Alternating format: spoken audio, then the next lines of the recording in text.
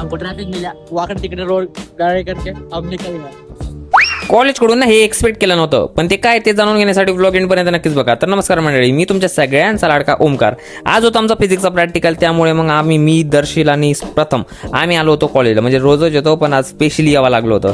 कॉलेजला आलो आणि आम्ही सगळे शेवटी बसलेलो होतो आणि मग 3-4 लेक्चर झाल्यानंतर आम्हाला 10 मिनिटाचा ब्रेक भेटला आणि त्या ब्रेकमध्ये मग आम्ही आमचा कॉलेजचा कॅम्पस फिरलो, कारण की आमचा कॉलेजचा कॅम्पस एकदम मोकळं आहे, तर मजा येते फिरायला. आणि 10 मिनिटाच्या रिसेस नंतर आम्ही परत आलो क्लासमध्ये आणि फिजिक्स आणि केमिस्ट्रीचं पण लेक्चर केलं आणि कॉलेज झालं एंड.